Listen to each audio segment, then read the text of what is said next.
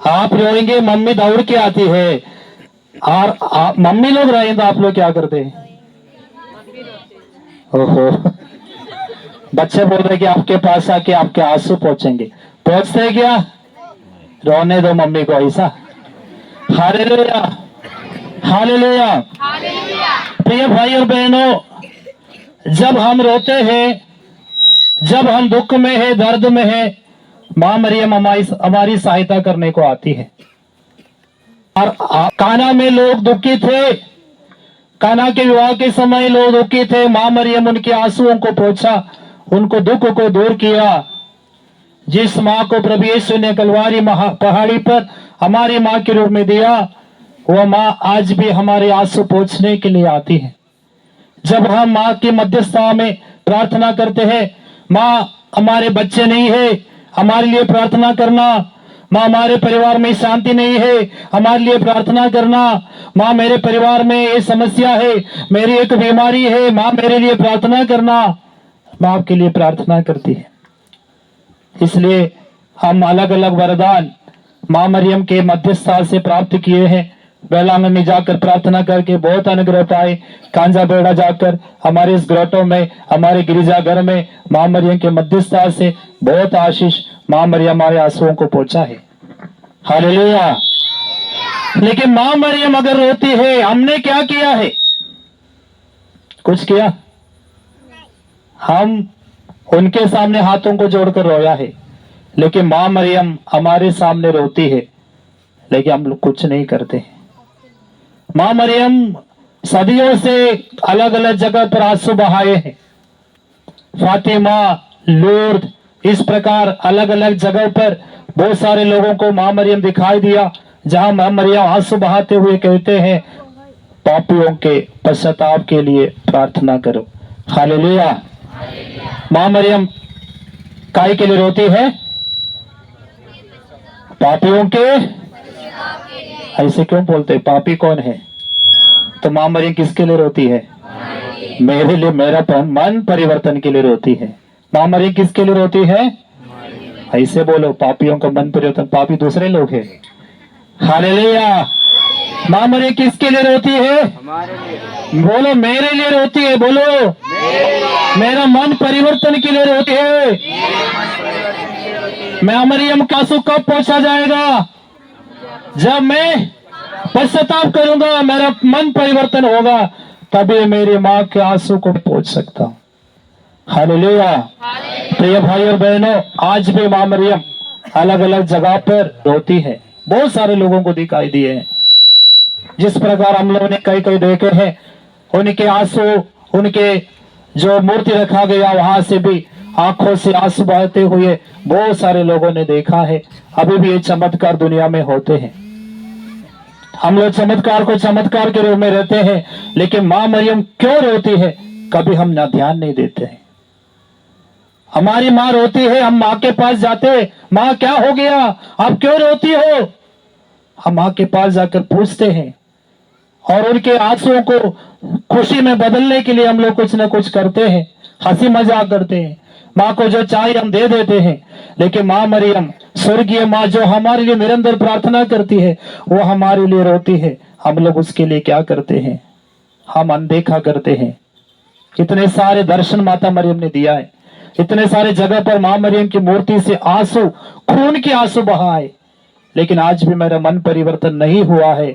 तो मां मरियम मेरे लिए आज भी रोती है, क्योंकि हमारा संरक्षण की जिम्मेदारी प्रभु यीशु ने क्रूस में माता मरियम को दिया है। तो प्रिय भाई और बहनों, मां मरियम मेरे लिए रोती है, आपके लिए रोती है। उसका आंसू को पहुंचना है, हमारे मन परिवर्तन होना बहुत जरूरी है। हालेलुया। मन परिवर्तन यानी पापमय जीवन को छोड़कर प्रभु के वचन पर जिस दिन तुम चलने लग जाओ है, उसी दिन तुम्हारा मन परिवर्तन हुआ है। जब तुम पाप का रास्ता छोड़कर, शैतान का रास्ता छोड़कर पूरी तरह से प्रभु के वचनों पर चलने के लिए जिस दिन तुम तैयार हो जाओगे, उसी दिन तुम्हारा मन परिवर्तन कहलाया जाएगा।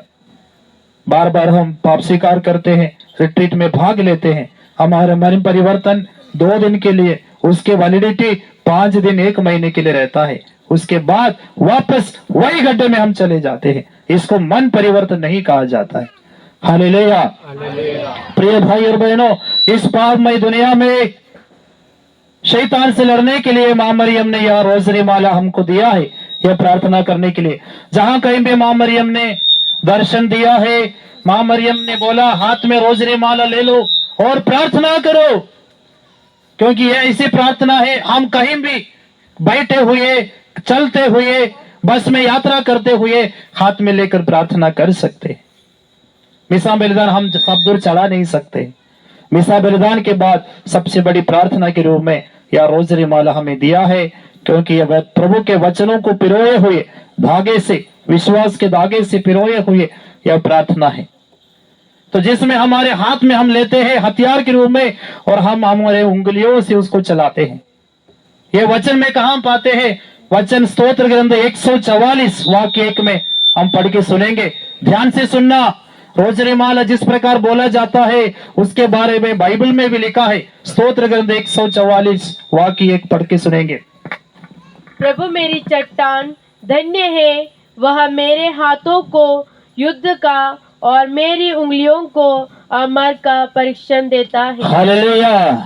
प्रभु मेरी चट्टान है, मेरे हाथ को युद्ध का और मेरी उंगलियों को युद्ध लड़ने का प्रशिक्षण देता है।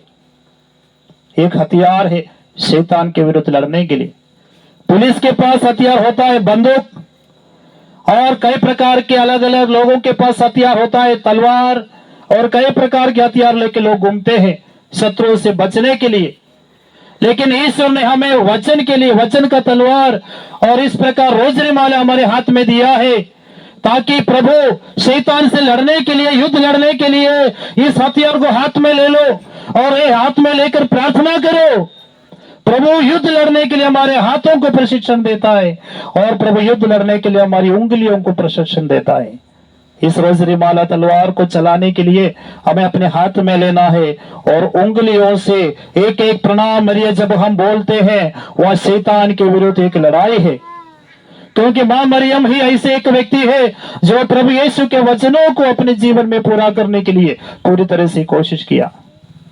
हेवा को ईश्वर ने वचन दिया लेकिन वचन को तोड़ा, पर माता मरियम को ईश्वर ने वचन दिया, माता मरियम उस वचन को पूरा किया। उस मां से हम प्रार्थना करते, मां इस दुनिया में पापमय दुनिया से हमें बचाना अब और हमारी मृत्यु के समय। इस शैतान के विरुद्ध एक लड़ाई का एक वचन है। प्रिय भाई और बहनों, रोज और रोजरी माला हाथ में लेकर प्रार्थना करो। ये हथियार है, हमारी उंगलियों को प्रभु प्रशिक्षण दिया है इस रोजरी माला बोलने के लिए। लेकिन हमारी उंगलियों को अभी शैतान ने किस प्रकार का प्रशिक्षण दिया? हम रोजरी माला लेकर उंगलियों के चलाने से बदले आज शैतान कितना चालाक है। हमारी उंगलियां किस काम में व्यस्त है? हमारी उंगलियां मोबाइल चलाने में व्यस्त है।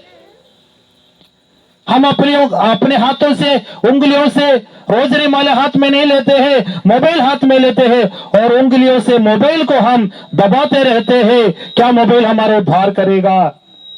क्या मोबाइल हमें शैतान से बचाएगा? नहीं।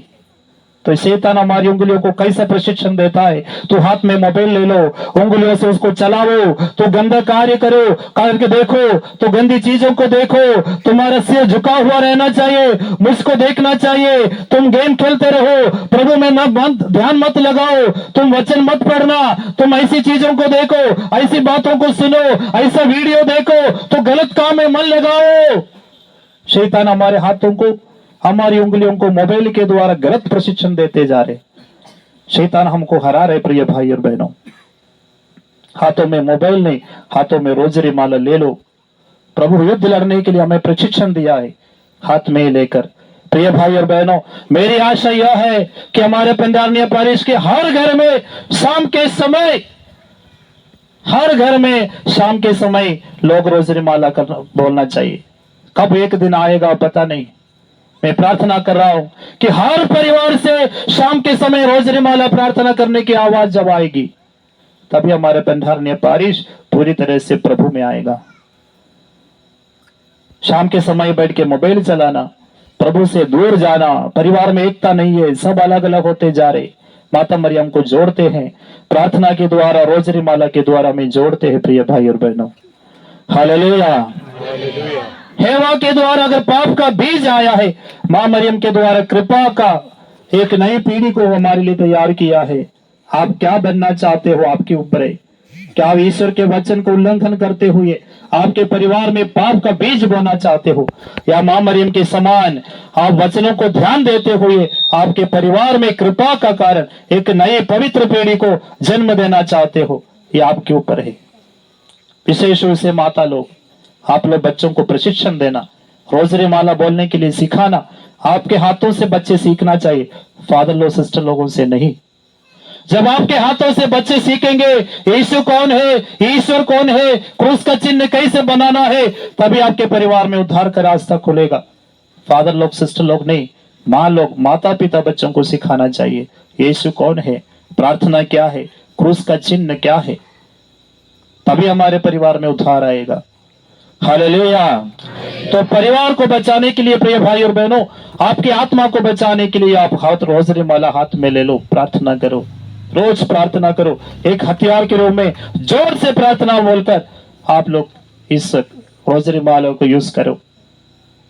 जब भी आपके जीवन में परेशानी आएगी, जीवन में दुख संकट आएगा, हाथ में रोजरी माला लेना। हम बुरी आदत में फंस गए, बार बार नहीं चाहते हुए भी पाप करते हैं, रोजरी माला हाथ में लेना, प्रार्थना करना, क्योंकि इस युद्ध में अकेले आप जीत नहीं सकते हैं। आपको मालूम है, आप गलत चीज बोलना नहीं चाहते, लेकिन आपके जुबान से गलत चीज निकल जाती है। आप दारू पीना नहीं चाहते हैं, लेकिन कैसे भी आपको सुबह उठ के जाना पड़ता है। आप गलत काम करना नहीं चाहते, लेकिन हो जाता है। इसका कारण यह है कि आपके अंदर अभी भी शैतान का नियंत्रण है, आपके जीभ पर शैतान का नियंत्रण है। इस युद्ध लड़ने के लिए प्रभु ने अपने हाथों को, उंगलियों को प्रशिक्षण दिया है। प्रार्थना करो, प्रार्थना से ही प्रलोभन से विजय पा सकते हैं। मां मरियम जरूर हमारे लिए प्रार्थना करेंगे। हालेलुया। आप बीमार है, प्रार्थना करो। आप दुख में है, बच्चे लोग हॉस्टल में जाते, अलग अलग हॉस्टल में, आपको मिसा नहीं प्रार्थना, प्रार्थना भी नहीं मिलती है। आप रोजरी माला चुपचाप बोलना, कहीं भी जाके इसको रोज बोलना, कभी भी कितने भी रोजरी माला बोल सकते, बोलो, आपको विजय मिलेगा। हालेलुया। आपको विजय, शैतान पर विजय पाने के लिए प्रभु ने तैयार किया है। प्रभु आपके हाथों को, उंगलियों को प्रशिक्षण दिया है। हाथ में रोजरी माला कभी नहीं छोड़ना, रोज प्रार्थना करना ऊंची आवाज में। आपके कंठ से अगर प्रभु की स्तुति नहीं किया तो ये कंठ से क्या मतलब, अगर हाथों से प्रभु की महिमा नहीं है कि हाथों का क्या मतलब। इसलिए अपने हाथों से, कंठ से, अपनी आवाज से प्रभु की स्तुति करते हुए रोज रोजरी माला बोलो। आपके जीवन में चमत्कार के ऊपर चमत्कार आप देख पाएंगे। प्रभु आप सभी को आशीष प्रदान करे। आने वाले समय में प्रभु हमारी इच्छा को पूरी करे। हमारे पंडाल